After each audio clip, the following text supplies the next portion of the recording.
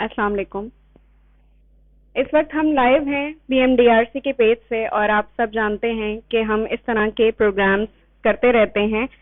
तो आज world diabetic day मनाया जा रहा है, जिसका थीम जो है वो एक्चुअली हमारे पास हर साल थीम चेंज होता है। इस मरतबा थीम है एक्सेस टू डायबिटिक केयर। तो इस हवाले से हमारे पास कुछ मेहमान खसूसी मौजूद हैं। हमारे पास इस वक्त डॉक्टर तजब्बुर अनीस मौजूद हैं, ताजवर अनीस मौजूद हैं, फैमिली फिजिशियन हैं वो, और डायबिटोलॉजिस्ट हैं। डॉक्टर यासिर साहब हमारे पास मौजूद हैं जो कि पीट्स को देख रहे हैं। और इसके अलावा हमारे पास इस वक्त मिस्टर रहीम अनवर मौजूद हैं जो कि NGO हेल्थ याबी के साथ हमारे साथ मौजूद हैं और वो हमें ज़रूर बताएंगे कि इस वक्त NGO क्या काम कर रही है इन सारी चीज़ों के हवाले से। हम सबसे पहले तो चूंकि मैं क्लिनिकल साइकोलॉजिस्ट हूँ, तो मैं बेसिकली एक आम पर्सन बनकर ये पूछूंगी कि डायबिटीज़ है क्या सर आपसे। आसान लफ्जों में अगर कहा जाए तो डायबिटीज़ एक शुगर की मिकदार खून में ज़्यादा हो जाने को आप डायबिटीज़ कहते हैं। लेकिन ये डायबिटीज़ सिर्फ यहाँ तक कन्फाइंड नहीं है कि सिर्फ शुगर बढ़ गई है डायबिटीज़ है, इसके साथ पूरा पैकेज एक होता है जो कॉम्प्लिकेशंस का होता है। डायबिटिक पेशेंट्स में ब्लड प्रेशर भी हो जाता है, उसमें खून की नालियाँ और उनकी प्रॉब्लम आ जाती हैं, जिससे बाकी मसाइल पैदा होते हैं। आँखों में पर्दे पे असर आता है, किडनी पे असर आता है, हार्ट की शरीयानों पे असर आता है। तो ये डायबिटीज़ एक पूरा पैकेज है, सिर्फ शुगर की ज़्यादती नहीं है। सर मुझे ये बताइए कि इसकी टाइप क्या होती है, लोग इसमें बहुत कंफ्यूज हो जाते हैं। जी बिल्कुल, और ये मालूम भी करना चाहिए पेशेंट को कि उसको किस टाइप की डायबिटीज़ है। इसमें बेसिकली 2 टाइप की डायबिटीज़ कॉमन है। वैसे तो कुछ अनकॉमन किस्म की भी हैं, लेकिन मेन 2 किस्में हैं, एक टाइप 1 और एक टाइप 2। टाइप 1 जिसमें टोटल इंसुलिन डेफिशिएंसी होती है, इंसुलिन बनना बिल्कुल बंद हो जाती है, और ये यूजुअली किसी वायरस इन्फेक्शन की वजह से होती है। तो ये किसी को भी किसी वक्त हो सकती है। बच्चों में आमतौर पर देखा गया है कि ये ज़्यादा होती है एडल्ट के मुकाबले में, लेकिन एडल्ट में भी हो सकती है। दूसरी टाइप 2 है जो हमारे यहाँ बहुत कॉमन है, 95% पेशेंट टाइप 2 के ही होते हैं। इसमें आपकी बॉडी में इंसुलिन मौजूद होती है, लेकिन उसका फंक्शन ख़राब हो जाता है, इंसुलिन रेजिस्टेंस पैदा हो जाता है कि वो सही तरह काम नहीं कर पाती, और फिर उसके साथ उसकी बाकी पेचीदगियाँ होती हैं, वज़न ज़्यादा होना और दूसरे उसके साथ अवामिल शामिल हो जाते हैं। मेरे सर से सवाल है, बच्चों के मामले में हमें किस बात का ध्यान रखना चाहिए अकॉर्डिंग टू डायबिटीज? पहले तो ये है कि तशखीस कैसे होती है बच्चों में और एडल्ट में, दोनों में क्या फर्क होगा तशखीस का, और फिर हमें किस बात की एहतियात करनी चाहिए। एक चीज़ मैं ऐड करना चाहता हूँ कि जो वर्ल्ड डायबिटीज़ डे था ये इस्टेब्लिश हुआ था 91 में, इंटरनेशनल डायबिटीज़ फेडरेशन। वो इंटरेस्टिंगली ये उस दिन रखा गई है जिसने इंसुलिन इजाद किया था, उसकी बर्थडे, फ्रेडरिक बेंटिंग जो है, उनकी जो है बर्थडे 14 नवंबर है ना। अब बच्चों का जो डायबिटीज़ है, जिसमें सर ने बताया कि मोस्ट कॉमन 1 और 2 है, ठीक है। 1 जो है वो ज़्यादा बच्चों में कॉमन होता है और उसका सिर्फ वाहिद इलाज इंसुलिन है। और अफसोस के साथ जो है वो या तो पेशेंट्स जो है लाइफ थ्रेटनिंग डीके में आते हैं, डायबिटिक की तो एसिडोसिस यानी वो जानलेवा कंडीशन होती है, और आईसीयू में एडमिट होते हैं, या एक नॉर्मल प्रैक्टिस के दौरान जब ब्लड शुगर चेक करते हैं तो फिर आइडेंटिफाई होता है। ये बच्चे अपने सिम्टम्स ज़्यादा बताते भी नहीं हैं। अडल्ट में तो ये होता है कि जी पाँव में दर्द हो गया तो हम लोग गए देख के। अब बच्चों की डायबिटीज़ में ये होता है कि इंसुलिन पैदा नहीं होती, जो आपका लबलबा होता है वो पैदा इंसुलिन कर ही नहीं पाता, और वो इसके रीजंस तो अभी तक किसी को समझ में नहीं आए। बाज़ लोग कहते हैं कि काउ मिल्क प्रोटीन एलर्जी है, कि काउ मिल्क की वजह से एलर्जी होती है। बाज़ लोग कहते हैं कि जी वो पाकिस्तान नंबर 1 है GMOs में, जेनेटिकली मॉडिफाइड ऑर्गेनिज्म, यानी खालिद कोई चीज़ नहीं है और मार्केट में डाल दी जाती है और कोई इसकी टेस्टिंग नहीं होती, वो भी उसकी वजह से है। तो जब आपका पैंक्रियास डिस्ट्रॉय हो जाता है तो इंसुलिन पैदा नहीं होती। हम खाना खाते हैं, हर इंसान की ब्लड शुगर बढ़ती है, नॉर्मल बंदे की घंटे 2 घंटे के बाद नॉर्मल पे आ जाएगी। उनमें जब इंसुलिन नहीं होगी तो फिर उनकी नॉर्मल नहीं, वो बढ़ती चली जाएगी और उससे फिर वो एक विशेष साइकिल एंटर हो जाता है, और जिसमें वो लाइफ थ्रेटनिंग कंडीशन और डेथ भी हो सकती है बच्चों के अंदर। तो उनके लिए तो हम लोग एक ही वर्ड, 3 वर्ड्स कहते हैं, इंसुलिन इज लाइफ, यानी इंसुलिन जिंदगी है। ऐसे बहुत से पेशेंट्स आते हैं कि जो इंसुलिन कहते हैं, हमने इंसुलिन लिख के देते हैं और दूसरे डॉक्टर कहते हैं कि नहीं जी आप इंसुलिन ना लें। जो डायबिटीज़ से रिलेटेड नहीं है ना, तो अब उनको समझाना सबसे बड़ा बलमी होता है। इसी वजह से ये वर्ल्ड डायबिटीज़ डे, ताकि अवेयरनेस क्रिएट करें, सबको पता चले कि ये मर्ज है। और ये इस दफ़ा जो है इन्होंने जो थीम रखी है वो इस वजह से ताकि गवर्नमेंट्स वगैरह भी इंटरेस्ट लें। जी सर मुझे बताइए कि इस वक्त एडल्ट और चाइल्ड का क्या रेशो क्या है, कि इस वक्त कितने जो है वो एडल्ट इस वक्त ईयरली बेस पे हैं और कितने जो है वो चिल्ड्रन ईयरली बेस पे डायग्नोज हुए हैं? देखिए, अनफॉर्चुनेटली बच्चों का जो डेटा जो है अभी सही तरह से पाकिस्तान का कंपाइल नहीं हुआ। जो लेटेस्ट 2021 जो है IDS की जो सर से बात हो रही थी, तो उसमें पाकिस्तान टॉप 5 कंट्रीज में आ गया डायबिटीज़ के अंदर, थर्ड यानी टॉप 5 में तीसरे नंबर पे, आप खुद सोच लेना। तो ये कंडीशन तो बहुत बुरी है। अब बच्चों के जो हैं यानी आइडेंटिफाई कोई स्टडी नहीं की गई है। एक थी स्टडी लेकिन वो काफ़ी पुरानी थी, तो जो रियलिस्टिक डेटा है वो हमारे पास नहीं है। अब इसमें जेनेटिक्स भी आ जाती है। टाइप 1 में 5 से 6% होता है, जो टाइप 2 होता है उसमें ज़्यादा परसेंट होती है जेनेटिक्स का। तो ये डेटा जब होना चाहिए और गवर्नमेंट लेवल के ऊपर सर्वे होना चाहिए, और क्योंकि इसमें मल्टी सेंटर चाहिए। ये मैं इंफरादी तौर पे नहीं कर सकते, सर इंफरादी तौर पे नहीं कर सकते। आपको पूरे सिंध के सेंटर्स चाहिए होंगे, पूरे पाकिस्तान के बच्चों के सेंटर्स चाहिए। सर मेरा आपसे सवाल है कि हम डायग्नोज कैसे करें और आप लोग को डायग्नोज कैसे करते हैं? जी, इसमें अच्छी बात यह है कि ये बहुत आसान एक छोटे से टेस्ट के ज़रिए डायग्नोस हो सकती है। कोई भी आदमी अगर फील करता है उसको कोई सिम्टम्स हैं, वज़न ज़्यादा है, फैमिली हिस्ट्री है, तो उसे ज़रूर लेबॉर्ट्री में जाके कहना चाहिए कि मुझे अपना शुगर टेस्ट करवाना चाहिए। ये दो टाइम पे किया जा सकता है। एक तो खाली पेट आप सुबह के टाइम करा लें 8 घंटे की फास्टिंग से, तो ये शुगर का टेस्ट हो सकता है, ये फास्टिंग कराता है। और इसकी नॉर्मल वैल्यू जो है 100 से कम होना चाहिए। अगर 100 से ऊपर आई है तो आप ज़रूर अपने डॉक्टर के पास जाएं। दूसरा जो होता है वो खाने के 1.5 से 2 घंटे बाद चेक किया जाता है। इसकी वैल्यू 140 से ज़्यादा है तो आप अपने डॉक्टर को जाके दिखाएं और वो आपको फर्दर इसके बारे में गाइड करेगा। तो नॉर्मल वैल्यूज फास्टिंग की 100 और रैंडम की 140 होती है। सर पता कैसे चलेगा एक शख्स को वो क्या सिम्टम्स आएंगे उस वक्त? यानी अभी मैंने चेक करने के लिए नहीं गई, ठीक, लेकिन मुझे ये एक्सपेक्टेड है, हो सकता है, या मैं ये सोच रही हूँ, तो वो क्या सिम्टम्स हो सकते हैं जिसके बेस जी, इस पे मैं ये कहूँगा कि पहले तो सिम्टम्स का वेट ही नहीं करना चाहिए कि आपको सिम्टम्स हों, क्योंकि उस वक्त तक समझ लें आपका जब सिम्टम्स होते हैं शुगर हुए हुए आपको 5 to 10 ईयर्स हो चुके होते हैं। तो अर्ली डायबिटीज़ में कोई सिम्टम्स नहीं होते, आपको कुछ नहीं पता चलेगा। अभी जितने हमारे यहाँ डायबिटीज़ हैं तकरीबन उतने ही लोग अनडायग्नोस्ड डायबिटीज़ के हैं, कि जिनको अर्ली डायबिटीज़ हो चुकी है लेकिन उन्हें सिम्टम्स नहीं है तो पता नहीं चल। तो आप सिम्टम्स का वेट नहीं करें। उसके लिए सिर्फ आप अपने रिस्क फैक्टर देखें कि आप में अगर रिस्क फैक्टर्स हैं तो आप जाके चेक कराएं। रिस्क फैक्टर में सबसे इम्पोर्टेंट है आपका वज़न ज़्यादा होना, आपकी फैमिली में शुगर होना, आपको ब्लड प्रेशर होना, आपका सेडेंट्री लाइफ स्टाइल होना कि आप वर्क नहीं करते, बैठे रहते हैं, ज़्यादा एक्सरसाइज नहीं है, तो आपको जाके चेक करा लेना चाहिए। अच्छा, बेसिकली लोगों का कॉन्सेप्ट, जैसे अभी आपने पहले ही क्लियर कर दी है ये बात कि शुगर नहीं है, यानी बेसिक उसकी सिर्फ एक रीजन यही नहीं है कि आप सिर्फ चीनी खाएंगे तो ही आप जो है वो उसकी तरफ डायबिटीज की तरफ जाएंगे। लेकिन स्टिल अभी भी लोगों के अंदर सिर्फ यही कॉन्सेप्ट है कि मैं चीनी खा रही हूँ, चीनी ले रही हूँ, तो बस इसी से है, इसके अलावा नहीं है। यहाँ तक के अलमिया ये है कि लोग जो है वो डिफरेंट शादियों के अंदर जाएंगे, सारे मीठे खा, चाय के दौरान वो ये फरमाते हैं कि जी चीनी नहीं दीजिएगा, मुझे डायबिटीज। एग्जैक्टली यही हमारे यहाँ है, और इसको अवेयरनेस ही कहेंगे कि अवेयरनेस नहीं है, बल्कि ज़रा और अगर डेप्थ में जाएं तो ये शुगर की बीमारी, अब शुगर से हट के लिपिड्स की बीमारी अब ये कही जा रही है कि इसमें असल मसला शुगर का नहीं है बल्कि लिपिड्स की वजह से, एबनॉर्मलिटी की वजह से शुगर होती है। तो हमें शुगर से ज़्यादा अपने लिपिड्स और चिकनाई है इन पे भी तवज्जो उतनी ही देना चाहिए जितने शुगर पे देना चाहिए। क्योंकि क्लिनिकल साइकोलॉजिस्ट तो अपना सवाल जरूर पूछूंगा, स्ट्रेस और डायबिटीज क्या लिंक है? इसका काफ़ी गहरा लिंक है। सही है, इसके बाकायदा स्केल्स हैं, हेड्स है, हॉस्पिटल एंड डिप्रेशन स्केल आपका जो है, डायबिटीज़ के स्पेसिफिक स्केल्स हैं, क्वालिटी ऑफ लाइफ आपकी आ गई इसके अंदर। अब हम लोगों ने एक स्टडी की है DSM-5 के उसके ऊपर ना, तो मल्टीपल डोमेन्स वगैरह देखिए, तो हमारे वी वर सरप्राइज कि डिप्रेशन जो है बच्चों में की थी, तकरीबन 18 ईयर्स तक के डेटा है, तो उसमें बच्चों में वो डिप्रेशन वॉज वेरी कॉमन। सिर्फ डिप्रेशन हो गया, एंग्जाइटी हो गई।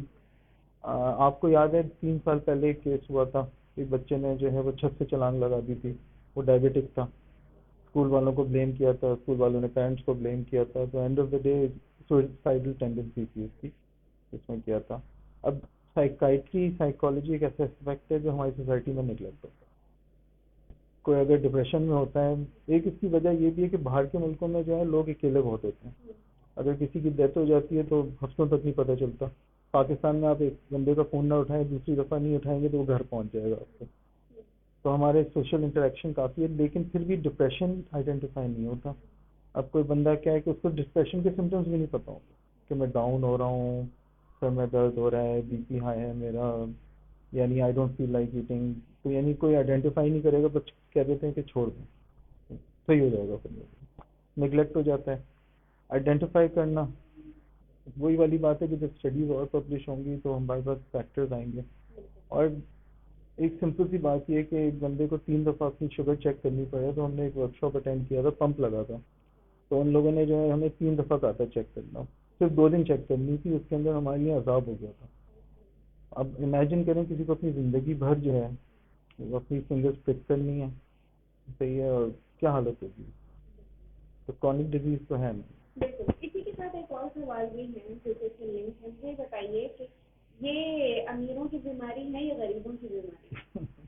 पाकिस्तान वो मुल्क है इसके अंदर जो है हर इंसान को जो है बीमारियाँ ज़्यादा, अफसोस तो ये कि गरीबों में ही ज़्यादा कॉमन होती हैं। बाहर के मुल्कों के अंदर केयर इतनी होती है कि जिस तरह यूके में आप देख लें, एक पेशेंट के ऊपर 5 डॉक्टर्स होते हैं, हमारे पास एक डॉक्टर के ऊपर 200 मरीज होते हैं। तो ये अमीर गरीब की बात नहीं है, मसला ये कि पहले ये कहते थे कि जिस तरह टाइप 2 जो एडल्ट का सेगमेंट है, बच्चों में भी अब आ रहा है, तो कहते थे कि अमीरों की है कि मोटापा भी यानी मेल न्यूट्रिशन में आता है ना, लेकिन अब गरीबों के बच्चे भी जो आप देखें मेल नरिश्ड हैं, उनके भी वजन बढ़े हुए होते हैं।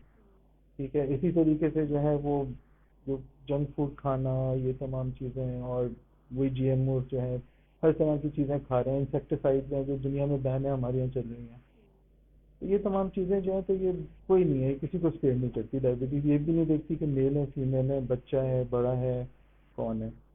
तो क्या फीमेल में ज़्यादा है या मेल में ज़्यादा? देखें, ये रेस टू रेस वेरी करता है। जो एशियन कंट्रीज हैं, जो आपका जापान वगैरह है, उसमें आप कह सकते हैं कि फीमेल्स में ज़्यादा है। Basically waist to hip ratio देखा जाता है। जो एक पूरी जो बेस होते हैं वो इतना एट रिस्क नहीं होते, जिनकी वो जो पेट निकला हुआ होता है वो बहुत ज़्यादा एट रिस्क होता है। तो मेरा आपसे सवाल है कि ब्लड प्रेशर और डायबिटीज का क्या कनेक्शन? बहुत गहरा कनेक्शन है। ब्लड प्रेशर, जैसे मैंने शुरू में कहा था कि जो आपकी वेसल्स होती हैं, इसमें जब शुगर की मकदार ज़्यादा गुजरेगी तो उसको डैमेज करती है वेसल्स को। वेसल्स डैमेज होने से आपको हाइपरटेंशन हो जाएगा। हाइपरटेंशन होगा तो फिर वो बाकी ऑर्गन्स को डैमेज करना शुरू होगा, क्योंकि हमारा हर ऑर्गन ब्लड से ही न्यूट्रिशन हासिल करता है। तो सर से लेकर पैर तक हर ऑर्गन को ब्लड की सप्लाई मुतासर होती है और उससे वहाँ पे उसकी कॉम्प्लिकेशंस पैदा होती हैं। तो इनकी बताइए कि फिर इसका ट्रीटमेंट क्या होगा अगर एक एडल्ट है, और वो क्या एज, आप जितने अब तक आपका एक एक्सटेंसिव एक्सपीरियंस है, तो क्या एज रेंज है जिसमें सबसे ज़्यादा ये पाया जाता है, और उसके लिए फिर आप क्या ट्रीटमेंट सजेस्ट करते हैं? एज रेंज मैक्सिमम तो ये आप समझ लें, ये 30 to 60 एज में सबसे ज़्यादा केसेस डायग्नोस होते हैं, लेकिन अब कोई एज इससे खाली नहीं है कि किसी एज में नहीं हो सकता। टाइप 2 डॉक्टर साहब एग्री करेंगे कि अब बच्चों में भी हम देख रहे हैं, यंग बच्चों में 12 साल 14 साल में टाइप 2 डायबिटीज़ आ रही है, जो पहले नहीं देखी जाती थी। और इसी तरह जितनी एज बढ़ती जाती है उसमें भी आगे जाके भी डायबिटीज़ होती है। तो कोई एज एग्जाम्प्ट नहीं है कि इस एज में हम सेफ हैं या इस एज में हमारा रिस्क ज़्यादा है। हर एज में आपको उस पर बच्चे भी इसके साथ जो है जुड़े हुए हैं, उनसे भी इम्पैक्ट आ रहा है। तो मुझे ये बताइए कि हम खुद क्या एहतियात करें अब इस वक्त के? हमें पता है कि ये डायबिटीज इस वक्त जो है वो इतना ज़्यादा इसका रेशो हो रहा है, और बहुत सारे जगहों पर तो लोग आ भी नहीं सकते, डॉक्टर तक पहुंच भी नहीं पाते, और उनकी एक तो ये लाइफ थ्रेटनिंग कितनी हद तक है ये कि इसमें जो है वो डेथ कॉज हो जाती है। जी, अभी जैसे कोरोना हमारे मुल्क में पूरी दुनिया में गुजरा है और उसकी फिगर्स डेली बताई जाती थी कि आज इतने डायग्नोस हुए, इतने ये हुए। अगर मैं समझता हूँ डायबिटीज़ की इस तरह बताई जाए तो ये उससे ज़्यादा खतरनाक आपको फिगर्स मिलेंगी पूरी दुनिया में, जिस तरह से ये नंबर जिसके डायबिटीज़ के पेशेंट्स के हैं, डेली डेथ हो रही है, डेली फुट एम्पुटेशन हो रही है। जी हाँ, तो अगर इसकी भी इसी तरह रिपोर्ट हो तो कोरोना को भूल जाएं, इतनी खतरनाक इसकी सिचुएशन है। इसमें ओल्ड एज पे थे, कॉम्प्लिकेशन थे। जी जी, तो इसमें एज ए डॉक्टर हमारी रिस्पॉन्सिबिलिटी यही है, जैसे हम आज कर रहे हैं, कि अवेयरनेस प्रोग्राम जितनी ज़्यादा अवेयरनेस बढ़ाएं, गवर्नमेंट लेवल पे, मीडिया लेवल पे भी अवेयरनेस बढ़ानी चाहिए। पेशेंट्स तो हमारे यहाँ ज़ाहिर ज़्यादातर अनएजुकेटेड हैं, तो उनको जितनी एजुकेशन मिलेगी, उन्हें बताया जाएगा, तो उससे इसमें बेहतरी आएगी। वो आपके पास आकर सिर्फ और सिर्फ ये कह रहे हैं मेरी शुगर चेक कर लो, मुझे लग रहा है मुझे शुगर खाने से मसला हो रहा है, ठीक है, और इससे मुझे ऐसा लग रहा है मेरा बीपी हाई हो रहा है, या मुझे सर दर्द हो रहा है, या बहुत सारे ऐसे सिम्टम्स आ रहे हैं, मगर अगर उसका टेस्ट करवा रहे हैं और उसको उसका जो है वो शुगर लेवल नॉर्मल है, तो कितने हद तक चांसेस है कि वो सिम्टम्स बेस पे वो जो कह रहे हैं कि मुझे लग रहा है मैं जैसे ही शुगर खा रहा हूँ तो मुझे प्रॉब्लम हो रही है, लेकिन जो टेस्ट है उसमें जो है वो नॉर्मल आ रहा है, तो क्या इसमें शुगर के जी 2 किस्म के टेस्ट होते हैं। एक तो हम ये जो पॉइंट ऑफ केयर टेस्ट कहलाता है कि उसी वक्त हमने शुगर चेक कर ली या लैब से फास्टिंग और रैंडम करा ली। एक टेस्ट होता है HbA1c जो प्रीवियस 3 मंथ का बताता है। तो अगर आपको कोई डाउट है या किसी किस्म का डाउट हो रहा है तो वो टेस्ट करा के देख लेते हैं कि उसकी रेंज क्या आ रही है, बिल्कुल नॉर्मल में आ रही है, बॉर्डर लाइन आ रही है, या उसको शुगर हो गई है। उस हिसाब से उसको क्लासीफाई कर सकते हैं, और फिर और कॉजेज भी उसके देखना पड़ेंगे कि वो और वजह है जिसकी वजह से उसको ये फीलिंग आ रही है।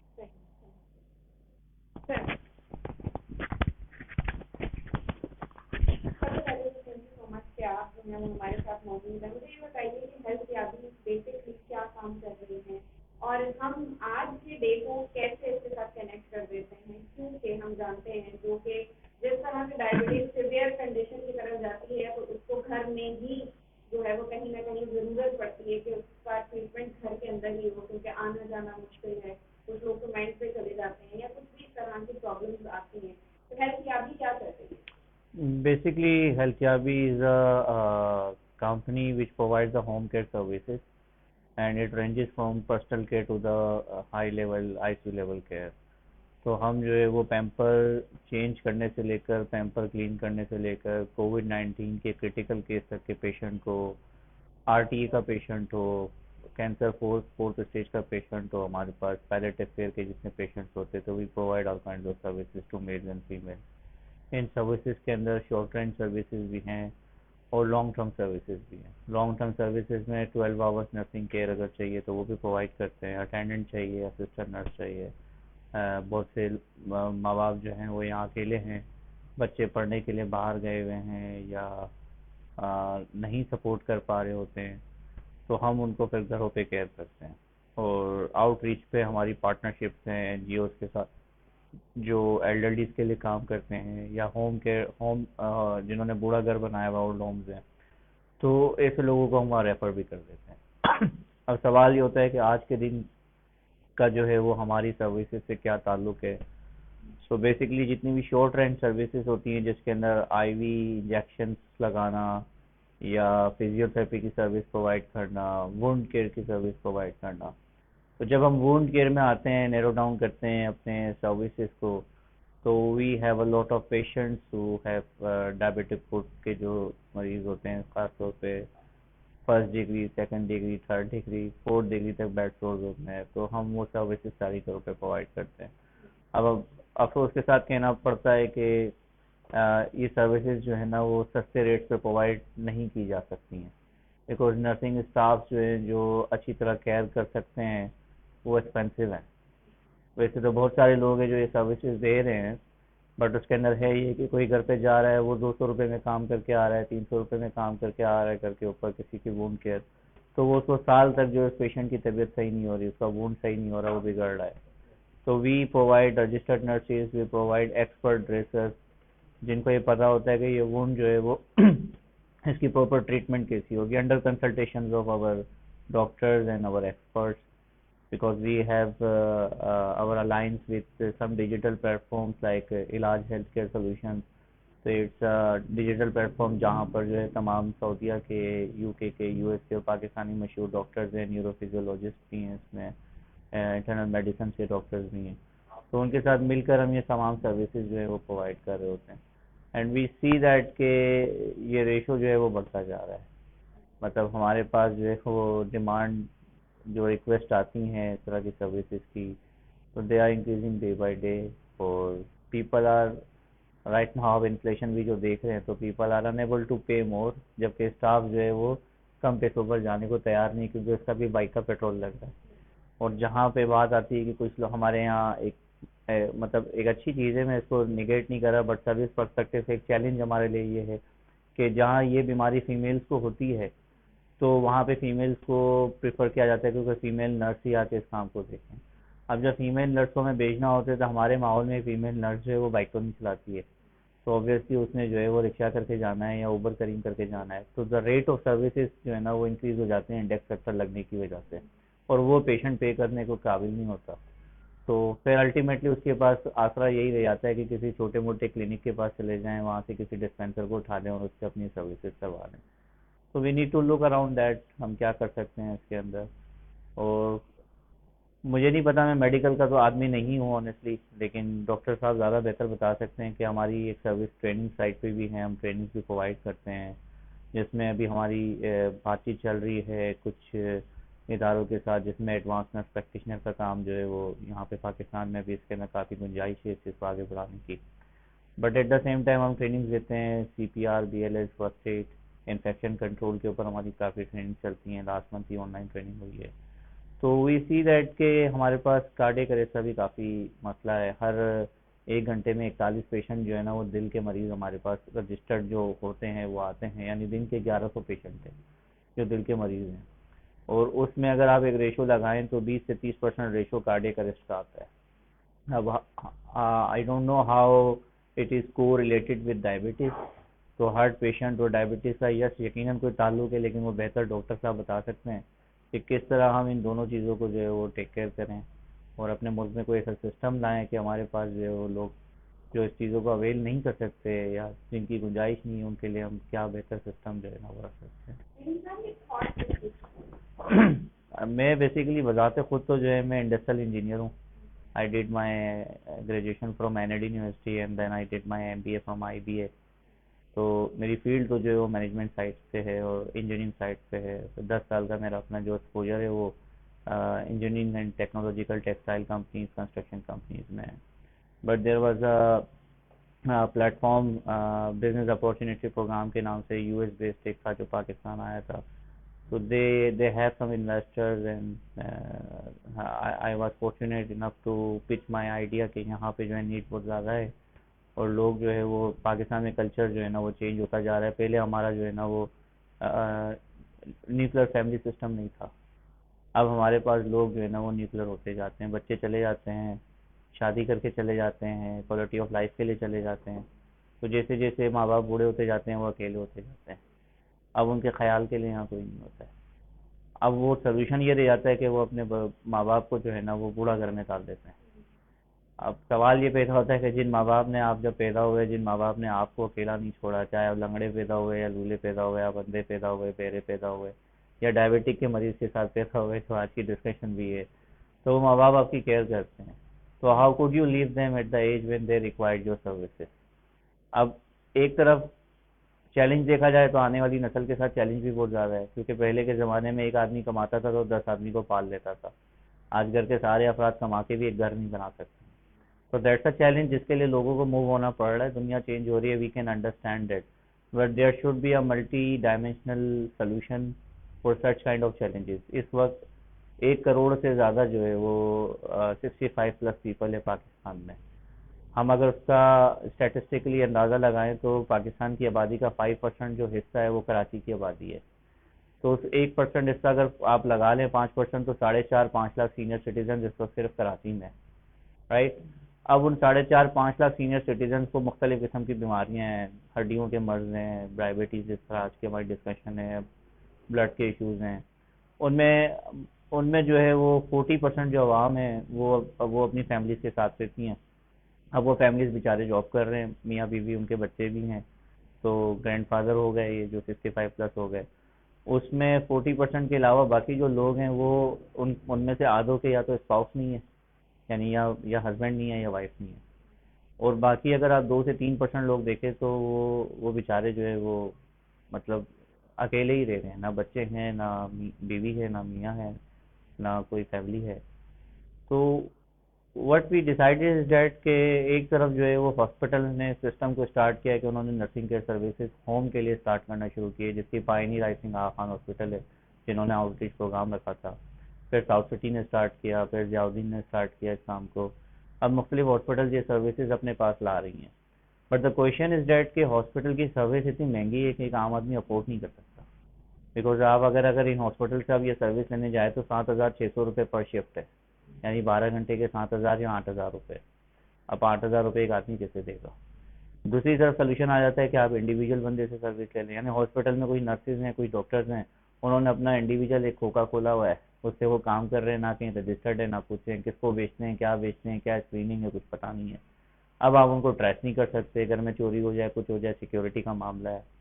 तो हमें ये गैप नज़र आया कि there should be a solution, there should be a company जो कि रजिस्टर्ड हो इदारों में, और जो बैकग्राउंड स्क्रीनिंग के साथ लोगों को बेच सकती हों, जिनके पार्टनर्स अच्छे हों, जिनके पास लोग ट्रेंड हों। तो ये तमाम चीज़ें देखते हुए हमने इस काम को स्टार्ट किया। We are a registered company, SCCP registered plus NTN registered plus we are registered in national tax number, तो मैंने आपको बता दिया, ट्रेडमार्क रजिस्टर्ड कंपनी है। और हम लोग जो है वो बैकग्राउंड स्क्रीनिंग के साथ लोगों को जो है वो सर्विसेज प्रोवाइड करते हैं। इंशाल्लाह 2022 के एंड में हमारी मोबाइल एप्लीकेशन भी लॉन्च हो जाएगी, which will be a centralised portal that the doctors can use at the same time for the data which we are taking as a vital sign of the patients at the home. So it will be a digital platform जहाँ पे nurses भी जो है वो directly अपनी jobs के लिए apply कर सकते हैं, इकोनॉमिक ग्रोथ होगी जिसके ज़रिए। बिकॉज राइट नाउ अगर आप देखें तो हमें 20 लाख नर्सेज की ज़रूरत है पर ईयर, और हमारे पास जो नर्सेज अवेलेबल हैं वो 1 लाख से भी कम है, यानी 80,000 के करीब नर्सेज निकलती हैं पर ईयर। उसमें से आधी नर्सेज जो हैं बाहर चली जाती हैं, और आजकल कनाडा का रुझान काफ़ी चल रहा है। और जो बच गई हैं उनके लिए गवर्नमेंट को काफ़ी शाबाश देनी चाहिए कि उन्होंने जो है कुवैत और कतर के साथ जो मुआहदे किए, तो हमारी और नर्सेज भी चली गई, और जो रह गई हैं उन बेचारों का बुरा हाल है, क्योंकि वो 50-60 हज़ार रुपये पे काम कर रही हैं। और एक 4 साल ग्रेजुएट नर्स, BSN नर्स 50-60 हज़ार पे काम करे 8 साल के तजुर्बे के साथ, ये एक शोबे के साथ ज्यादती है। तो हमें लुक अराउंड करना चाहिए कि इस तरह की जॉब क्रिएट की जाए। फिर उसके बाद आप रेशो देखें तो बाहर मुल्कों में, डेनमार्क में जो नर्सिंग का रेशो है 1:3 का है, एक नर्स पे 3 पेशेंट है। यहाँ पे एक नर्स पे 55 पेशेंट चल रहे हैं। तो नर्स का हाल बुरा है, उसकी बैक पेन हो जाती है, इतने पेशेंट्स को वो देख रही होती है। तो यहाँ पे कोई पुरसाना हाल नहीं है नर्सिस का। तो दोनों तरफ आप देखें गैप है, पेशेंट को ज़रूरत है, नर्स की वैल्यू और क्वालिटी ऑफ लाइफ में कोई इम्प्रूवमेंट नहीं आ रही है। तो इस तरह के जो सोल्यूशन होंगे हमारी कंपनी, हम चाहते हैं ऐसी और भी कंपनीज आएँ जो इन नर्सिस का भी एक मयार माशरे में जो है वो अच्छा करें, क्योंकि ये पढ़ी लिखी खवातीन होती हैं, बिल्कुल ऐसे ही होती हैं जैसे एक डॉक्टर पढ़ा लिखा शख्स होता है, एक इंजीनियर होता है, तो एक नर्स भी अच्छी खासी स्टडी करके आती है। और बाहर मुल्कों में आप देख, जर्मनी वगैरह UK में इनकी डिमांड कितनी है। तो अगर हम इनका ख्याल नहीं रखेंगे, हम इनके लिए जॉब अपॉर्चुनिटीज़ अच्छी नहीं लाएंगे, इनकी क्वालिटी ऑफ लाइफ का हम ख्याल नहीं रखेंगे, तो हमारा मुल्क दोनों तरीक़ों से जो है वो पीछे चला जाएगा। तो आई थिंक सो क्या हम लोग जो है वो क्वालिटी सर्विसेज की तरफ अब जाने लग जाए, चाहे वो किसी भी तरीके से हो, चाहे ऑनलाइन बुला लिए जाए या खुद चले जाएं। अब अनफॉर्चुनेटली अगर जहाँ इतनी कम मिकदार में हमारे डॉक्टर्स हैं तो वो फिर कुछ नहीं बनता, मरीज बैठा हुआ है तो फिर वो स्ट्राइक से निकल जाते हैं। I just want to say that के डॉक्टर्स का रेशो जो है, जो स्टैटिस्टिक्स बताती है वो तो बेहतर है पाकिस्तान में, जो इंफ्रास्ट्रक्चर है ना उसका प्रॉब्लम है। मतलब हमारे पास जो है वो हॉस्पिटल्स कम है, हमारे पास बेड्स कम है, हमारे पास पैरामेडिकल स्टाफ कम है नर्सिस का, यानी 0.6 बेड पर पेशेंट पर बेड का रेशो समथिंग ऐसा चल रहा है। और डॉक्टर्स हमारे पास अल्हम्दुलिल्लाह बड़े मंजे हुए डॉक्टर हैं पाकिस्तान के, मशहूर भी हैं, आपको पता है इंडिया पाकिस्तान के डॉक्टर दुनिया में माने जाते हैं और काफ़ी काबिल एहतराम भी रहते हैं पाकिस्तान के ना डॉक्टर्स। तो इनका रेशो बेटर है, मगर ये बेचारे डॉक्टर्स किस तरह काम करें, क्योंकि इनको अल्टीमेटली पैरामेडिकल स्टाफ चाहिए होता है। तो ये लोग भी जो है वो इस वजह से जो है ना वो सर्विसेज के अंदर थोड़े से इनको भी तकालीफ से हेल्पलेस हो जाते हैं। सर इसी तरह के सवाल के साथ मेरा सवाल ये है आपसे कि हम क्वालिटी ऑफ लाइफ को कैसे बढ़ा सकते हैं, क्या डाइट प्लान होना चाहिए, और हमारे लिए सपोर्टिव सिस्टम कितना जरूरी है, क्योंकि हम जानते हैं कि डायबिटीज जो है स्ट्रेस से अपने अंदर हम डिस्कस कर रहे हैं, तो फैमिली सपोर्ट रिपोर्ट और हमारी डाइट प्लान क्या होगी? नहीं देखें, जो अमेरिकन एकेडमी ऑफ कार्डियोलॉजी है उनकी तो रिकमेंडेशन ये है कि 150 minutes exercise per week, 30 minute session यानी 5 सेशन, और 2 लगातार दिन आपने छुट्टी नहीं करनी। ये नहीं कि आपने जो है थर्सडे को छुट्टी की, फिर फ्राइडे को की, फिर सैटरडे को शुरू करना। एक्सरसाइज बहुत ज़रूरी है, और एक्सरसाइज वो नहीं है कि आप जॉब पे खड़े में। मैं क्या करता हूँ खुद प्रैक्टिस में, लिफ्ट नहीं इस्तेमाल करता, 5th फ्लोर पे जाता हूँ वार्ड में, तो मैं पैदल निकल जाता हूँ। ठीक है, तो एक ये चीज़ें हैं कि हेल्दी लाइफस्टाइल आपने करना है। आजकल ट्रैकर्स आए हुए हैं, 10,000 स्टेप्स भी आजकल वो चल रहा है कि जी 10,000 स्टेप्स आपके पूरे हुए हैं। दूसरा ये कि डाइट आपने जो है बहुत इम्प्रूव करनी है। हमारे पाकिस्तानी खाने जो हैं वो हेल्दी नहीं है, खूब मिर्चें, मसाले, देसी घी और ये तमाम चीज़ें ना। जो आप कह रही थी ना शुगर का एस्पेक्ट, के शुगर अवॉइड करना, एक चीज़ होती है ग्लाइसेमिक इंडेक्स, एक चीज़ होती है ग्लाइसेमिक लोड। ठीक है, अब आप प्योर शुगर लेंगे ना तो वो कैलकुलेट किस तरीके से करते हैं कि एक खाना कितना जो है वो शुगर बढ़ाएगा ना आपका। तो अब प्योर शुगर जब लेंगे तो वो तो अल्टीमेटली बढ़ेंगी, क्योंकि रिफाइंड है। आजकल तो लोगों ने दुनिया में रिफाइंड शुगर भी इस्तेमाल करना बंद कर दिए केमिकल्स की वजह से, ब्लीचेस वगैरह। तो कहीं भी नहीं है जी। वाइट शुगर, अब तो ब्राउन शुगर है ना। तो इसके लिए देखें, पहली चीज़ ये याद रखें कि पहले तो डायग्नोसिस, कि डायग्नोसिस होना चाहिए, टाइमली डायग्नोसिस, जिसका सर ने कहा है कि वो होना चाहिए। उसके बाद फिर मैनेजमेंट आ जाती है। तो प्रॉपर डॉक्टर्स जो डायबिटीज़ में डील करते हैं, जो आपके एंडोक्राइन में डील करते हैं, उनके पास जाना है आपने, ओपिनियन लेने के लिए ज़रूर जाना है। फिर जब मैनेजमेंट का सिलसिला शुरू हो जाएगा तो मल्टी डिसिप्लिनरी टीम है, जिसमें जो है आपके सर्जन भी होते हैं अगर डायबिटिक फुट है, ऑप्थेमोलॉजिस्ट हो गए, आप हैं, यानी आपने तो देखा होगा कि डिनाइल कितना है। तो उसके अंदर psychotherapy is an important aspect of diabetes. 1 साल तक तो बंदा मानता ही नहीं है कि मुझे डायबिटीज़ है ना।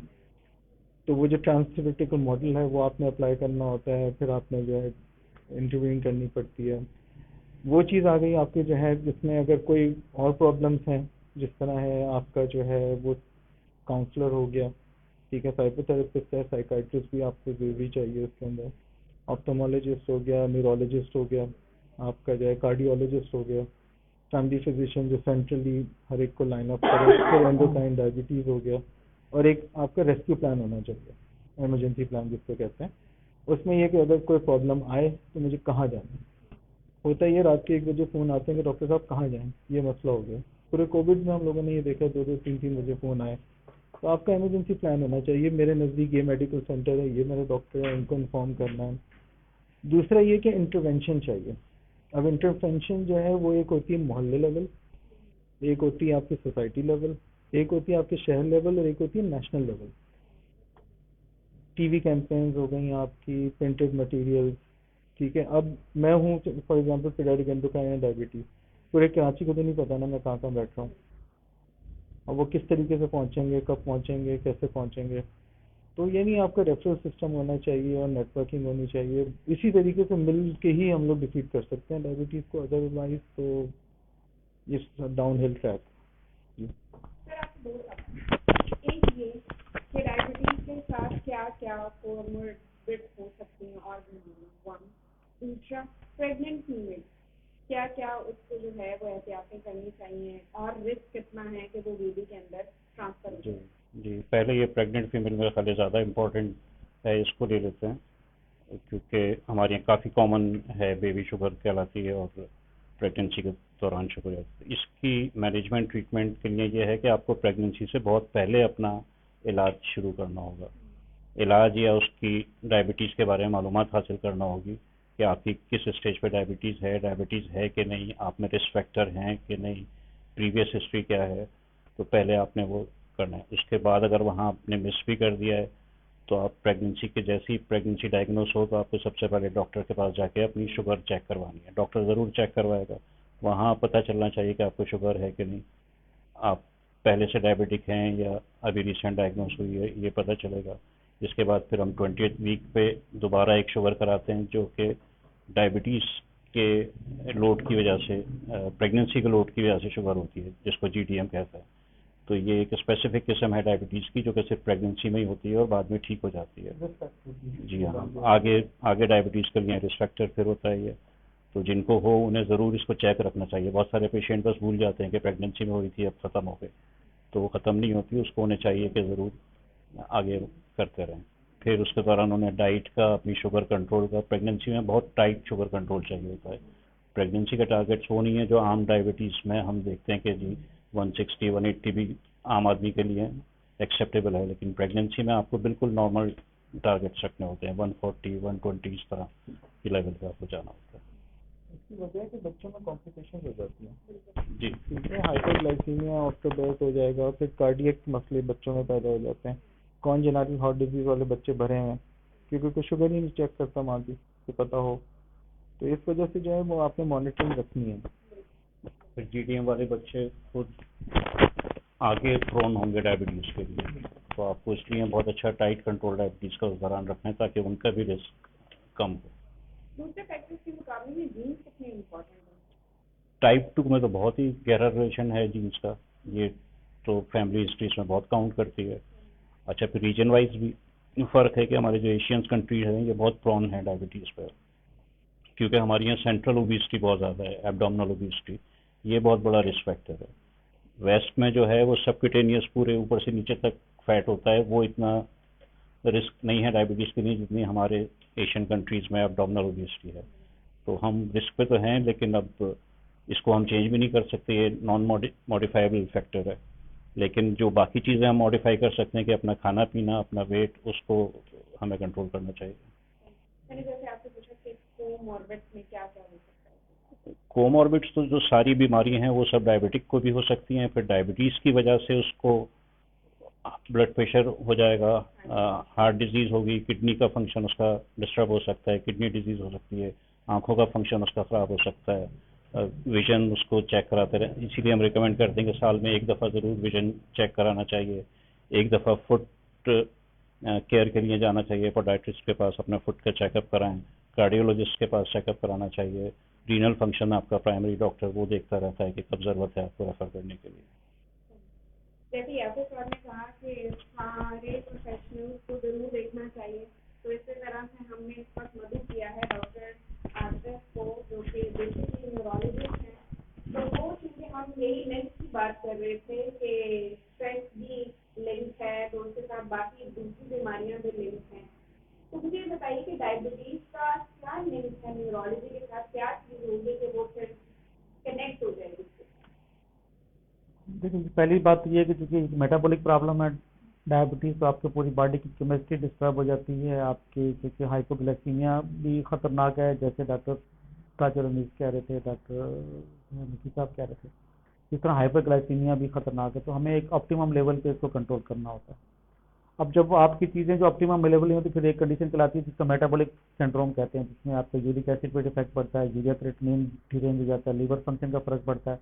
तो ये सारी की सारी चीज़ें फिर अल्टीमेटली ब्रेन को अफेक्ट करती हैं। अगर अमोनिया बढ़ेगा, लीवर की फंक्शन सही नहीं है, या जो आपकी किडनी का फंक्शन सही नहीं है, तो यूरिया क्रिएटिनिन बढ़ने से, एलएफटी या लीवर फंक्शन डिलेज होने से अमोनिया लेवल इंक्रीज होता है, यूरिया क्रिएटिनिन बढ़ता है, तो अल्टीमेटली वो ब्रेन की जो एक इन्वायरमेंट है वो डिस्टर्ब होती है, पेशेंट के अंदर साइकोटिक फीचर आना शुरू हो जाती हैं, डिस्टर्ब स्लीप होती है, बिहेवियर प्रॉब्लम होते हैं, स्लीपलेसनेस होती है, हाइपर एक्टिविटी होती है, इसके अलावा लिथार्जी, कमजोरी, बहुत सारी चीज़ें आती हैं जो अल्टीमेटली एक तरह की हमें डिप्रेशन या एंजाइटी की तरफ लेके जाती हैं। तो उस लिहाज से मेंटल हेल्थ का जो इशू है वो एड्रेस होना शुरू हो जाता है इन चीज़ों के साथ, और फिर उसको अगर आप प्रॉपर तरीके से अगर आप हैंडल ना करें पेशेंट की जो मेंटल हेल्थ है, तो ज़्यादा फिजिकल हेल्थ और मेंटल हेल्थ दोनों आपस में इंटरलिंक्ड है, क्योंकि एक अगर चीज़ कंप्रोमाइज़ होगी तो अल्टीमेटली दूसरी अल्टीमेटली उसे कंप्रोमाइज़ होगी। तो इनमें तो ये प्रॉब्लम आते हैं जो कि, और दूसरा एक बीमारी है चूँकि ये डायबिटीज़ को नज़ला जुकाम से है नहीं है कि आपने एक हफ्ता दवाई खाई ठीक हो गई, एक क्रॉनिक डिजीज़ है जो कि लाइफ लॉन्ग डिजीज़ है। तो लाइफ लॉन्ग डिजीज़ का एक इम्पैक्ट आपकी मेंटल हेल्थ पे भी आता है। फिर आपकी रिप्रोडक्टिव लाइफ जो है, मेल में इम्पोर्टेंस और फीमेल में इनफर्टिलिटी, तो सारी चीज़ें होती हैं। तो फिर उससे एक जो मेल है उनके अंदर भी एक फ्रस्ट्रेशन होती है, फीमेल पार्टनर है वो एक तरह का एक अजवाजी ताल्लुकात पे भी असर पड़ता है। तो ये बहुत सारे फैक्टर हैं जो कि इफेक्ट होते हैं। उसके बाद अगर आप इन टर्म्स ऑफ कॉम्प्लिकेशन बात करें तो इसकी जो है माइक्रो एंजियोपैथी एक तरह की इसकी कॉम्प्लिकेशन है, खून की नालियों की जो है ना वो एक तरह का डायमीटर कम हो जाता है, तो न्यूरोपैथी भी हो जाती है, रेटिनोपैथी जैसे डॉक्टर साहब ने कहा कि हमें आंखों का भी चेकअप कराना चाहिए, किडनी का भी। तो ये बहुत सारी ओवरऑल असल में एक तरह की सिचुएशन होती है जहाँ पे मल्टी डिसिप्लिनरी टीम जो होती है उसको टैकल करना पड़ता है कि इस तरफ एक डायबिटोलॉजिस्ट का भी काम नहीं है और न्यूरोलॉजिस्ट का भी काम नहीं है। तो इसमें जैसे आप माशाल्लाह साइकोलॉजिस्ट हैं, तो साइकोथेरेपी की भी इनको ज़रूरत पड़ती है। तो मल्टी डायमेंशनल अप्रोच अगर आप अपनाएंगे तो आप डायबिटिक को एक बेहतर तरीके से कंट्रोल कर सकते हैं और अल्टीमेटली जो है फिर उसकी जो क्वालिटी ऑफ लाइफ है पेशेंट की वो बेहतर करने के लिए किसी एक फिजिशियन का इस पे रोल नहीं होता। अब जैसे डॉक्टर मरियम यहाँ पे बैठी हैं, शी इज स्किन स्पेशलिस्ट, तो बहुत सारी डर्मेटोलॉजिकल कॉम्प्लिकेशन के अंदर आती हैं, स्किन मैनिफेस्टेशन होती हैं डायबिटीज़ की वजह से, और फिर उसके लिए कुछ लोग जो है वो मेडिसिन खाते हैं, कुछ हकीमी दवाइयाँ खाते हैं, उससे फिर साइड इफेक्ट होते हैं, तो वो भी एक तरह का सिनेरियो होता है। तो बाकी कोई स्किन के बारे में माशाल्लाह ये बताएंगे आपको कि क्या क्या प्रॉब्लम आते हैं। देखिए यहाँ पे तो ये है कि हमारे पास जो एक तरह का जो कि ब्रेन एंड माइंड डायग्नोस्टिक के हवाले से जो पेशेंट आते हैं, जो उनको यहाँ पे हम मेंटल हेल्थ को एड्रेस करते हैं और न्यूरोलॉजिकल कॉम्प्लिकेशंस लाइक जैसे न्यूरोपैथी का मैंने जिक्र किया, स्ट्रोक है, डिप्रेशन एंजाइटी आती है, तो उसके लिए हमारे पास साइकोलॉजिस्ट हैं। तो उस लिहाज से एक तरह की हमारे पास मल्टी डिसिप्लिनरी टीम है जो कि इन चीज़ों को टैकल करती है। यहाँ पे हमारे पास फैमिली फिजिशियन भी हैं, डॉक्टर ताजर अमीर जी हमारे पास आते हैं, अभी डॉक्टर नकी साहब हैं जो है, डॉक्टर नकी साहब, इनसे भी हम रिक्वेस्ट करेंगे कि पीडियाट्रिक बहुत बड़ा सेगमेंट है डायबिटीज़ का, और बच्चों की डायबिटीज़ में पेरेंट्स की तरफ से डिनाइल बहुत ज़्यादा होता है, नहीं जी इनको तो शुगर हो ही नहीं सकती, बच्चा है क्यों उसको शुगर है, तो ये भी एक इशू आता है। तो फिर उसके लिहाज से भी बहुत ज़रूरी होता है कि उनको पेरेंट्स को समझाया जाए। और फिर जब बात आती है ट्रीटमेंट की डायग्नोसिस के बाद, तो आमतौर पे बच्चों में टाइप 1 डायबिटीज़ की वजह से इंसुलिन की तरफ हमें जाना पड़ता है, और पेरेंट्स बड़े रिलेक्टेंट होते हैं कि भाई इनको हमने इंजेक्शन नहीं लगवाना है, तो वो भी बहुत सारे इश्यूज होते हैं। ये सारी चीज़ें हम यहाँ पे एड्रेस कर रहे हैं, हमारे पास पेशेंट्स आते हैं, उनको हम टैकल करते हैं मुख्तलिफ तरीके से। डॉक्टर मरियम का, तो जैसे ये वैसे तो कहना ही सही है कि फीमेल फर्स्ट, लेकिन यहाँ जो है ना वो मेल फर्स्ट पे है, दे रहा है विरोध पर। डॉक्टर मरियम मुझे बताइए कि आप डर्मेटोलॉजिस्ट हैं और आज जो है वो स्किन रिलेटेड प्रॉब्लम्स बढ़ते जा रहे हैं।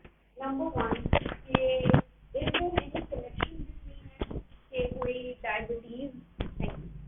डायबिटीज का या स्किन का कोई कनेक्शन है, इफ यस तो क्या है? और इसके अलावा मुझे बताइए कि आजकल सबसे ज्यादा स्किन से रिलेटेड क्या प्रॉब्लम्स आ रहे हैं? As we know, skin is the largest organ of our body. तो डायबिटीज़ में स्किन का बहुत मेजर रोल है। तो जैसे कि डायबिटीज़ में कॉम्प्लिकेशन आती है, वेस्कुलर आती है, न्यूरोलॉजिकल कॉम्प्लिकेशन आती है और मेटाबॉलिक कॉम्प्लिकेशंस है। तो इस तरह से जैसे ट्रीटमेंट रिलेटेड बहुत सारी कॉम्प्लिकेशन आते हैं, तो उसमें स्किन बहुत इन्वॉल्व होती है।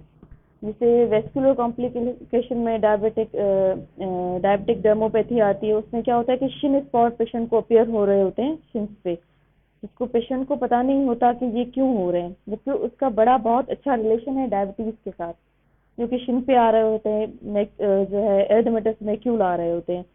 और उसके बाद जो है मेटाबॉलिक कॉम्प्लिकेशन में जो है पेशेंट बहुत जल्दी वेट गेन कर रहा होता है, तो पेशेंट नेक पे अकेंथोसिस नाइग्रिकन्स डेवलप करेगा, फ्लेक्सर्स में स्किन पेज आएंगे और एरेक्टस जेंथोमास आएंगे, क्योंकि पेशेंट हाइपरलिपिडीमिया में जा रहा होता है।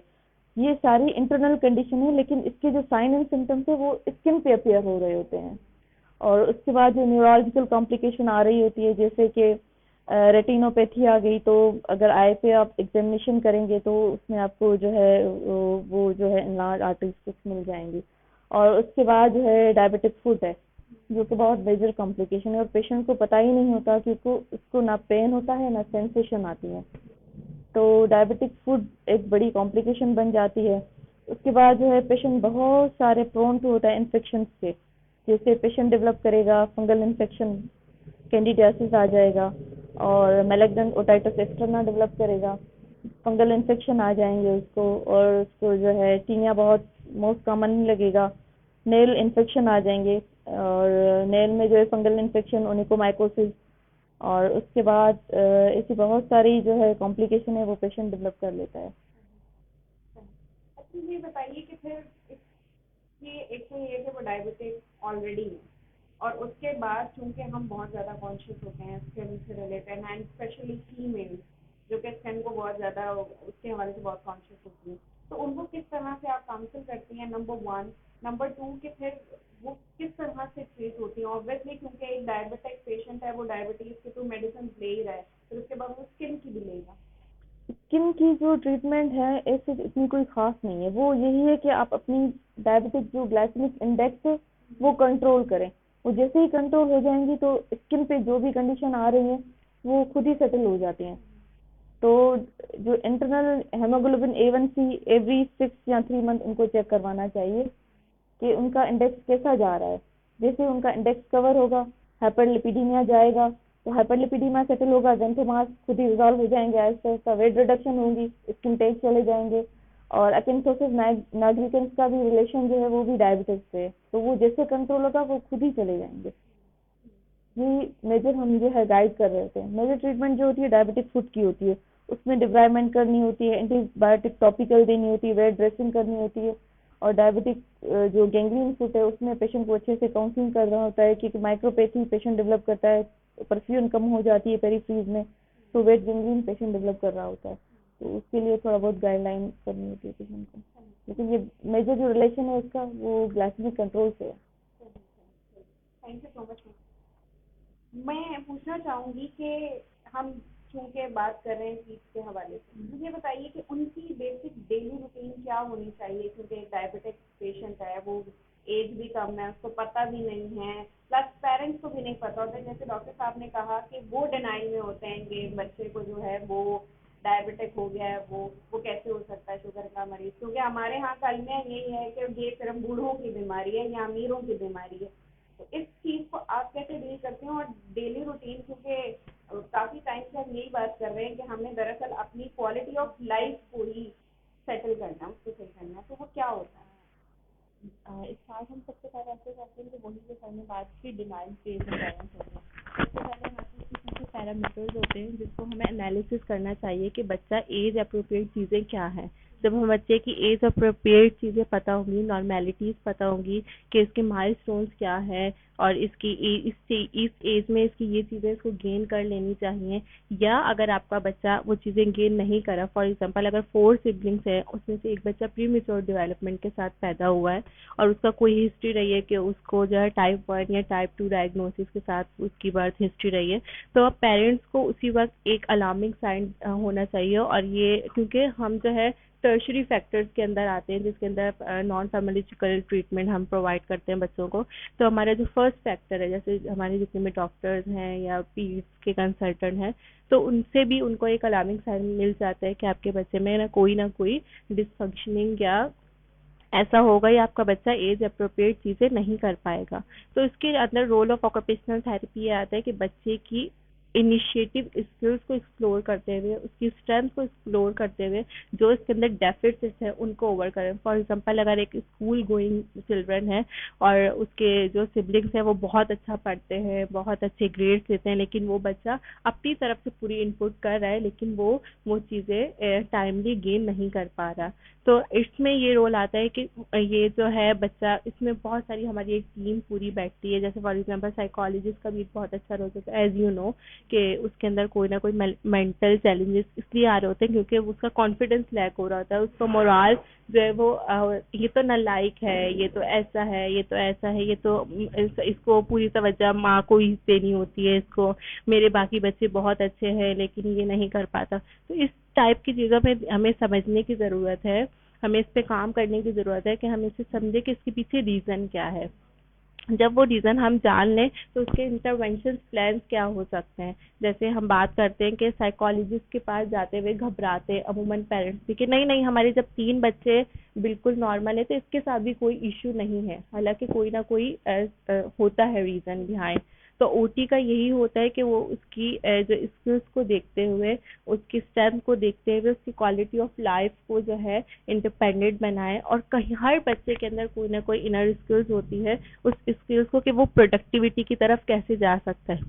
फॉर एग्जाम्पल अगर एक बच्चे का IQ बहुत लो है लेकिन उसके अंदर आर्ट्स एंड क्राफ्ट की स्किल्स बहुत अच्छी है, उसके अंदर पेंटिंग की स्किल्स बहुत अच्छी है, उसकी लॉजिकल रीजनिंग बहुत अच्छी है, तो ये हम पे होता है कि हम उसको वेल डायरेक्टेड और गोल ओरिएंटेड चीज़ों की तरफ डायरेक्ट कर सके और इवन पेरेंट्स को भी काउंसिल कर सकें कि आपका बच्चा अगर एक एरिया ऑफ लाइफ के अंदर नहीं अपने आप को फुलफिल कर पा रहा लेकिन उसके पास वास्ट फील्ड हैं, वास्ट चीज़ें हैं जिसके अंदर वो अपने आप को डाल सकता है और अपना नाम और आपका नाम आगे लेके जा सकता है। Thank you so much. जी एक फैमिली ये कंसिडर करना चाहिए कि सामान लेना चाहिए। चीनी एक छोड़ेगा तो सबको छोड़नी है, एक्सरसाइज एक करेगा तो सब ने करनी है, क्योंकि जीन्स में चली जाएगी। जीन्स भी है। और दूसरा ये कि अजीब सा लगेगा ना, आप बच्चे को मना कर रहे हैं आप खीर ना खाओ और सब उसके सामने खीर खा रहे हैं, तो वालिदैन ये कर सकते हैं बच्चों को वॉक पे लेके जाएं, खुद भी करें, एक्सरसाइज उनके लिए भी अच्छी है और बच्चों के लिए भी। तो इसी तरह से मैं लास्ट मैसेज देना चाहूँगी सबसे, क्या इस वर्ल्ड डायबिटीज डे पे क्या लास्ट मैसेज देंगे? मैसेज तो यही है कि डायबिटीज़ एक लॉन्ग लाइफ बीमारी है, तो इसके लिए बेहतर प्रिवेंशन ही इसके लिए सबसे बेहतर है कि आप उस तरफ जाएं ना, तो उन कॉम्प्लिकेशंस को बचा दें। अदरवाइज इसकी ट्रीटमेंट तो जो डेवलप वर्ल्ड है वहाँ भी बहुत मेजर हिस्सा उनके हेल्थ बजट का वो ले जाती है, तो हमारा तो पहले ही हेल्थ बजट बिल्कुल आटे में नमक के बराबर होता है, तो उसमें से डायबिटीज़ को हम मतलब सस्टेन नहीं कर सकते। अगर इसी रफ्तार से ये बढ़ती रही तो हमें प्रिवेंशन पे जाना चाहिए, उसके लिए अवेयरनेस, अपनी डाइट, एक्सरसाइज, इस पर खास तवज्जो देना चाहिए। और यहाँ मैं एक टाइम देकर डॉक्टर आतिफ का शुक्रिया अदा करना चाहूँगा कि उन्होंने इस मौके पे डायबिटीज़ अवेयरनेस पे प्रोग्राम किया। बहुत अच्छा काम कर रहे हैं डॉक्टर साहब, कम्युनिटी हेल्थ के लिए, कम्युनिटी सर्विस के लिए, उनका शुक्रिया। कैसे साहब लास्ट मैसेज कि अगर ज़रूरत है मदद की तो मदद लें, डॉक्टर के पास जाना है शर्माई नहीं जाएं। पाकिस्तानियों की फिलॉसफी है जब तक गाड़ी चल रही है हम डॉक्टर के पास नहीं जाएंगे। अगर ज़रूरत है, आपको फील हो रहा है, छोटी सी भी चीज़ है, आपको जाना है, प्रॉपर मैनेज करना है उसको, और आइडेंटिफाई होगा, डायग्नोज होगा तभी मैनेज होगा। डायबिटीज़ के कंट्रोल के हवाले से मैं एक बात कहूँगा कि अभी जैसे जो बातें हुई उसमें एक बड़ी अहम बात है कि मेडिसिन की तरफ तो हमें जाना है, लेकिन हमें इलाज बिल ग़िज़ा का जो कॉन्सेप्ट है, जो डाइटरी हैबिट्स हैं, उसको भी हमने ऐसा रखना कि ऐसी डाइट लेनी है जो कि बॉडी फ्रेंडली हो, लीवर को डैमेज ना कर रही हो, किडनी को डैमेज ना कर रही हो, जो हेल्दी डाइट होती है वो होनी चाहिए। और एक और बात कि excessive water intake, plain water intake जो होता है वो ज़्यादा होना चाहिए।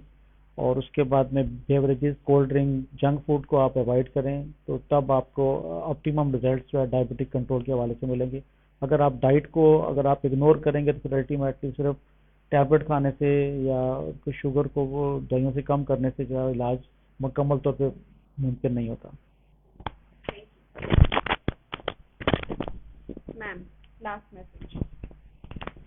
मेरा लास्ट मैसेज ये है कि स्किन पे कभी भी कोई भी सिम्टम्स आ जाए तो उसको इग्नोर ना करें, क्योंकि skin is the largest organ of body और वो बहुत मेजर रोल करती है।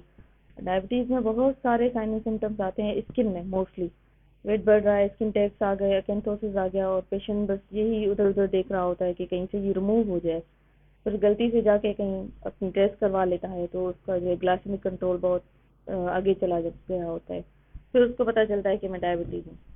तो ये चीज़ें आप, मेरा मैसेज है कि स्किन को आप नेगलेक्ट ना करें।